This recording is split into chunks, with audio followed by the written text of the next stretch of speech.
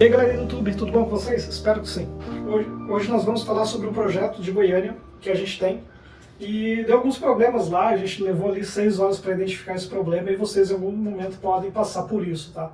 Muitas vezes vocês podem ter um hardware na rede de vocês, um switch ali, um firewall com problema, um computador com defeito e pode congestionar essa rede toda, né? Na ocasião ali a gente tinha um switch HPE modelo 1420 e esse equipamento ele deu problema generalizado em toda a nossa rede e ela estava muito intermitente, né? A gente estava perdendo ali aproximadamente 50% dos pacotes, né? Então deve ser uma interface, alguma coisa nesse switch ele está com defeito, ele está condenado, né? A gente já identificou e retirou ele da nossa rede, mas o objetivo é passar para vocês como é que a gente chegou nessa análise, como é que a gente chegou ao resultado de uma rede grande dessa, né? É um local que a gente tem ali aproximadamente 250 computadores, 280 computadores, né? Eu até vou mostrar para vocês ali nos slides ali um modelo simples de rede, vocês vão perceber que está faltando endereço IP, mas é somente para deixar uma compreensão mais simples, não toda a máscara, todos os endereços IP não quer dizer que é o nosso ambiente real, tá? Mas as topologias que vocês olharem ali, os equipamentos, sim, são ambiente real. O objetivo é mais ilustrar para vocês como é que vocês fazem um troubleshoot, uma análise dessa, e como é que a gente chegou a essa conclusão, tá? Mas mesmo assim, a gente acabou levando 6 horas, né? Iniciando, tá, pessoal? A gente teve um problema, uma dificuldade muito grande na detecção do que aconteceu, né? O pessoal, quando falou para mim, quando eles me trouxeram isso, veio com muito ruído, né? Então a gente não tinha clareza de qual era o problema, tá? Nós atendemos uma operação de call center, onde nós fazemos a gestão desse ambiente, né, e o maior problema estava nas ligações telefônicas, né, o pessoal estava reclamando que estava picotando demais, a qualidade estava muito ruim, a ferramenta estava deslogando a todo momento, e a gente não entendeu, né, a gente foi analisar o servidor, então a gente começou a fazer testes em cima do servidor ali para verificar se a máquina estava estável, se o load dela estava estável, e normalmente essa operação é uma operação muito grande, e aí o load dessa máquina ela fica em 20%, 25%, esse é o normal dela, né? Então ela consome bastante proc, ela consome bastante processos aí. E aí a gente ficou meio desconfiado que poderia ser a máquina, poderia ser algum problema. A gente fez alguns testes de ping para ver entre o bare metal e a máquina virtual se estava tudo bem. E nesses testes que nós fizemos eles estavam 100%. Porém a gente fez uma amostragem pequena, né? A gente verificou 5 pings. 7 pings, 8 pings, a gente não viu, não deixou tipo 10 minutos monitorando isso para ver como é que estava em larga escala, né? E aí, mais ali na frente, quando a gente começou a expandir esses nossos testes, a gente começou a validar essa rede de uma maneira mais ampla, deixar mais tempo correndo esses testes de ping, né, monitoramento da rede, a gente percebeu que também estavam perdendo pacotes do bare metal para a própria máquina virtual. Então a gente detectou que era um problema muito generalizado em toda a rede, né? O que aconteceu? Tá? O primeiro relato que veio para mim, a equipe operacional e a equipe de N1 do meu time detectou que estavam com alguns problemas de rede lá e estavam perdendo alguns pacotes. A gente fez uns testes aqui, está perdendo pacote para chegar no PBX. Eu falei, bom, beleza, temos um problema que pode ser no PBX. A equipe operacional, eles são operacionais, né? Eles não sabem o que acontece na parte técnica de PBX, eles não têm visão nenhuma da infraestrutura, né? Então tudo bem. Então, enquanto isso, meu N2 foi escalado lá, meu especialista estava analisando, e ele verificou que a parte de rede local ela estava ok, perante os testes que ele fez, né, que ele pegou uma amostragem pequena, ele viu que os testes estavam ok, e ele desconfiou que poderia ser até um problema passado, né, talvez ali uma atribuição de IP errado, ou loop de rede, um cabo conectado em outro cabo ali, e talvez fechando um loop de rede, né. Então aí ele fez alguns testes e também já teve alguns casos da gente ter um erro conhecido que o bare metal às vezes ele tá ok, ele talvez dá um problema na interface virtual de rede ali e essa interface virtual dessa máquina começa a dar algum problema, né? Então esse meu especialista ele pediu para mim se poderia fazer o reboot dessa máquina virtual, né? E todos nós que trabalhamos na área de infra, a gente sabe que não se reinicia servidor em hipótese nenhuma, né? A gente sempre tem que analisar o log, tem que entender o que está acontecendo e dar um reboot numa máquina somente no último caso, né? Então ele pediu para mim se estava autorizado a dar esse reboot, que ele já fez todos os testes, não tinha encontrado nada, né? Então a gente falou, cara, vamos dar um reboot aqui para ver se há algum bug que deu nesse bare metal, que ele perdeu a interface ali, deu algum problema ali no driver, e a gente precisa tentar dar um restart no serviço da virtual para ver se volta ao normal. A gente, beleza, autorizei, fez o restart, continuava o problema, continuava a perder ping, continuou bastante problema. E a gente fez diversos testes, diversas coisas que a gente não estava detectando, né? O teste até que a gente utilizou em determinados momentos não foi o MTR, né? Então a gente viu que o PABX estava estranho, aparentemente o banco de dados estava saudável, mas também nesse troubleshoot que a gente fez inicial foi muito primário, a gente fez poucos pings para tentar pegar o load muito grande. E nós percebemos também que quando a gente mudava o endereço IP do servidor de telefonia, ele caía a perca de ping, ele voltava ao normal, e aí depois de 30, 40 segundos ele voltava a subir. A gente até achou assim, bom, a hora que a gente coloca carga no servidor, começa a perder pacote. Tanto é que a gente, em alguns momentos, a gente tirou os operadores, né, a gente desconectou as pessoas, a gente viu que sem carga na rede, ele não perdia pacote. Só quando botava carga na rede, perdia pacote. Dificultou mais ainda a nossa análise, porque a gente não estava entendendo aonde estava o problema, né? A gente estava olhando para o servidor, a gente estava olhando para o que reclamaram para nós, né, que era o virtualizador, PBX, a parte ali de core, né, e a gente não olhou para os outros suítes, a gente não olhou para o restante da estrutura, né. Então, a gente teve também esse histórico aí de que um outro analista nosso, uma vez, ele duplicou o IP de rede, né, então ele pegou o IP do nosso servidor de banco de dados e atribuiu manualmente para uma outra máquina uma vez, e esse servidor de banco de dados parou de responder, ele se tornou intermitente, né? Então, com essa intermitência, o nosso servidor de PBX ele perdeu as referências de banco e ele crashou o serviço, porque ele tentava salvar as coisas, não estava encontrando, ia para um lugar, dava deny, e tentava mandar informação para o banco, dava deny.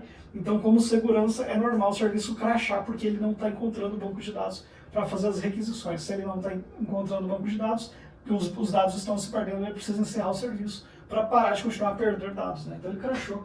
E a gente também tinha esse histórico que a gente ficou pensando, cara, será que novamente não é a mesma situação? Será que alguém não atribuiu esse IP manual e gerou o mesmo problema? A gente também começou a tentar identificar isso, tanto é que a gente trocou o IP da máquina que estava em produção para um novo IP, para ver se respondia. A gente tentou dar um telnet, a gente teve alguns falsos positivos ali, porque o telnet que nós fizemos, a gente fez no próprio host, e mesmo com a interface dando shutdown, o próprio host responde a si próprio se o cabo estiver desconectado, né? Esse assunto técnico eu posso debater em outro momento, tá? O objetivo é a gente só falar do troubleshoot aqui, a gente fez algumas análises, tivemos alguns falsos positivos e ainda não era isso.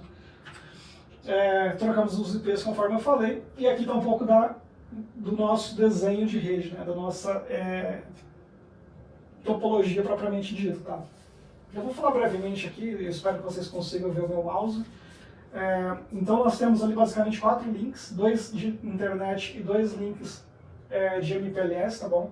Então nós temos Algar Telecom, Goiás Telecom, MPLS da Goiás Telecom e mais um link de MPLS.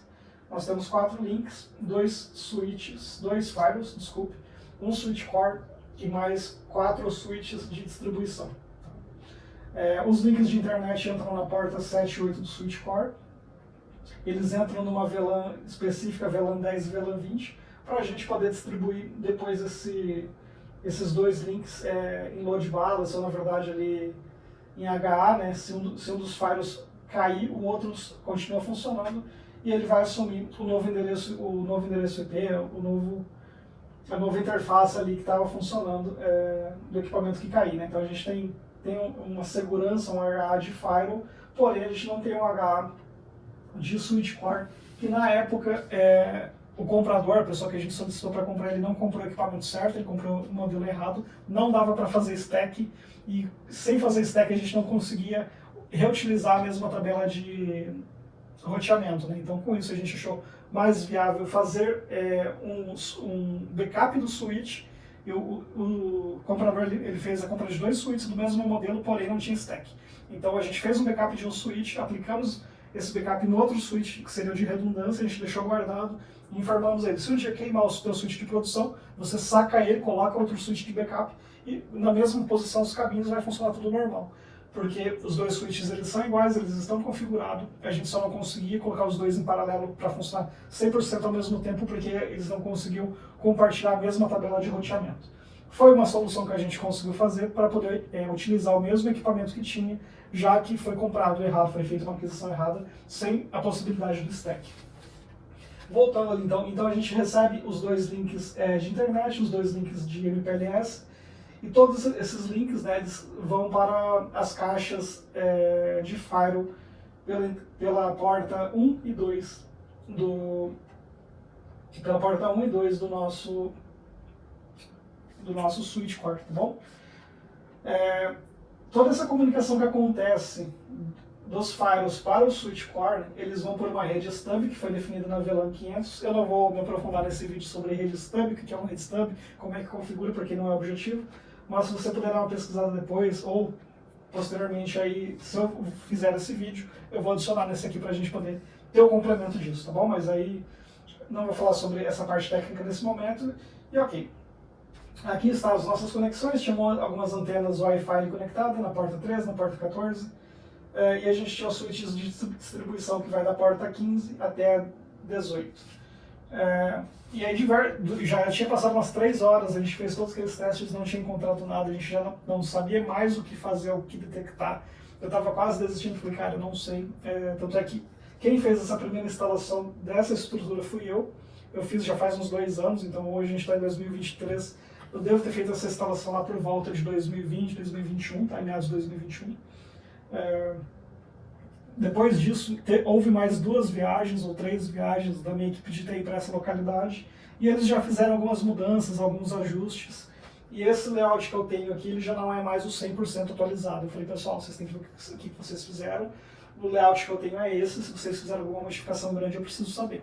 Eles me informaram que não fizeram nada, tá tudo ok, é a estrutura que eu mantenho ainda. Eu falei, então tá bom, então vamos analisar o que pode ser e começar a eliminar equipamento, para ver onde é o que para de dar problema, né? Vamos começar a tirar os switches de distribuição, porque se for mau contato em algum computador, um loop de rede ou um equipamento que alguém adicionou sem a nossa ciência, a hora que a gente começar a cortar essas pernas aí, o problema vai ser resolvido, né?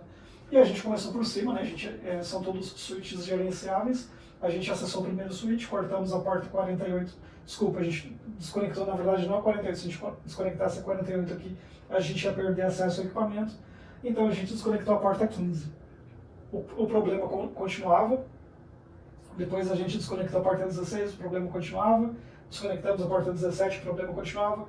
Quando a gente chegou na porta 18, que é o switch de 24 portas, a hora que a gente cortou ele, o problema resolveu. A latência da rede voltou a 0, parou de perder pacote, né? Estabilizou em 1, 2 milissegundos, que é o normal de uma rede local, e a gente falou, beleza, identificamos aonde está o problema possível, né? E aí a gente foi esmiuçando nesse switch ali de 24 portas, que era o nosso último, onde é que poderia estar esse problema, né? Então a gente começou a fazer mais testes em cima dele, das portas específicas, até achar onde estava o problema.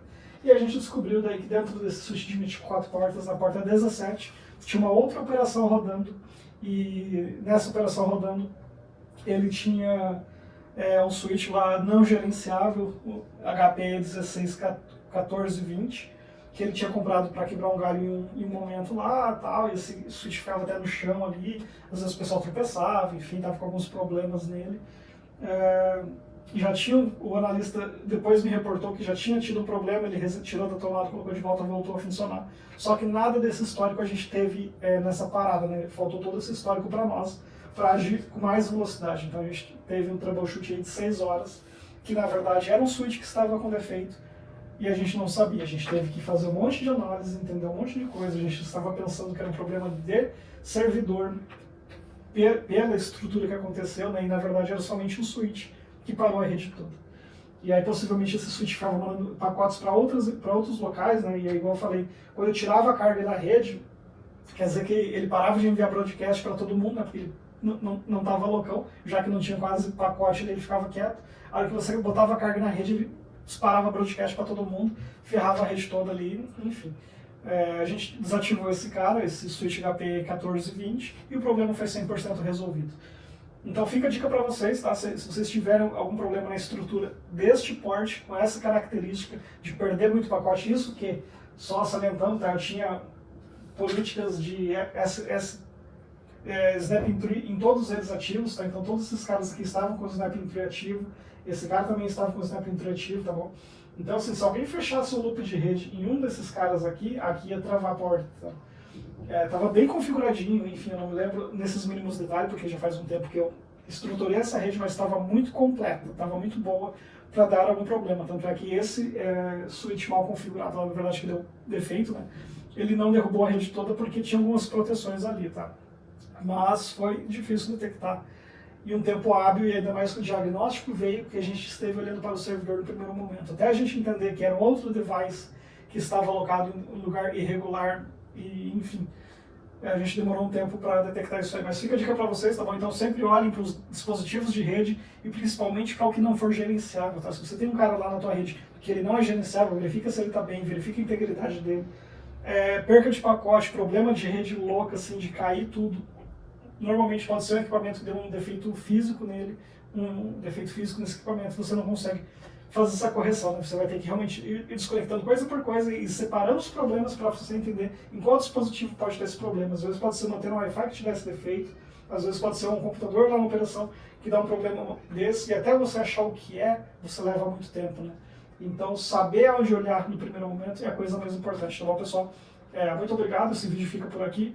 Não se esqueça de se inscrever no nosso canal, clica no joinha aí, gostei, se você gostou do vídeo. Se esse conteúdo é relevante para você também, se inscreva no canal propriamente e ative as notificações para você sempre ser lembrado de quando sair vídeo novo. Obrigado, até mais.